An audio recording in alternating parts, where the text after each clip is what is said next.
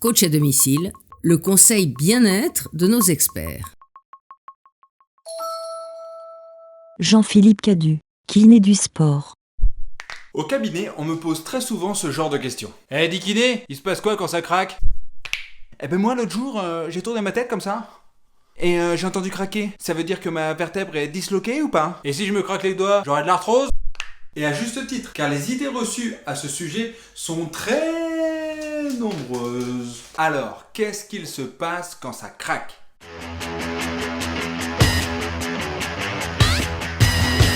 Ce bon vieux crack. Certains le détestent, d'autres ne peuvent pas s'en passer, pour de bonnes et de mauvaises raisons. Oh, moi j'adore, ça remet de l'huile dans les articulations. Moi j'aime pas. Et puis en plus ça fait saigner les articulations. Alors déjà rassurez-vous, se faire craquer les doigts, le dos ou la cheville, c'est horrible!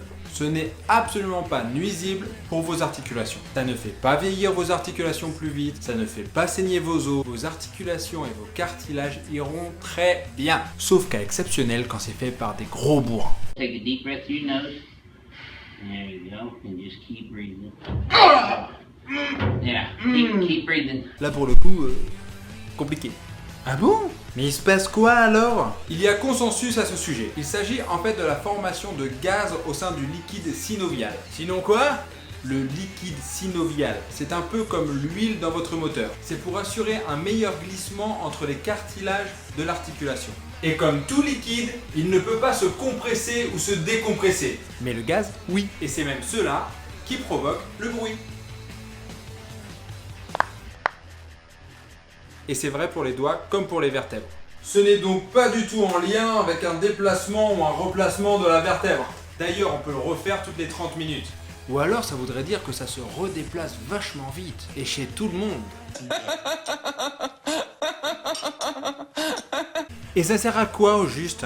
Alors d'abord, ça sert à savoir qu'il y a eu écartement des surfaces articulaires, ce qui peut être intéressant dans certains cas. Ensuite, il semblerait, et j'emploie volontairement le conditionnel, que cet effet modifie le tonus des muscles lorsque c'est fait au niveau de la colonne vertébrale. C'est-à-dire que les muscles autour de l'articulation se détendent.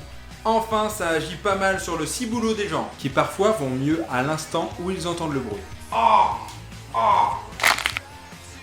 Hey!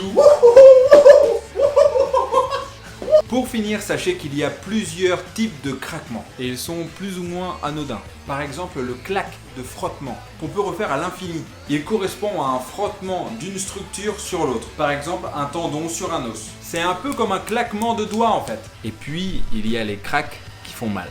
Et quand ça fait mal, faut plutôt éviter. Ah, j'ai mal mon orteil. Vous avez l'air de souffrir, hein, ça va aller? Voilà, vous savez tout sur ce fameux crack. Vous saurez maintenant quoi répondre quand on vous dira d'arrêter de craquer vos doigts. N'hésitez pas à partager et mettre des gros pouces. Et si t'as encore mal au dos, tu peux aller voir la chaîne de Major Mouvement qui montre plein d'exercices et fait vachement moins con que moi. En fait non, il fait autant le con. A très vite pour une autre vidéo. À tantôt.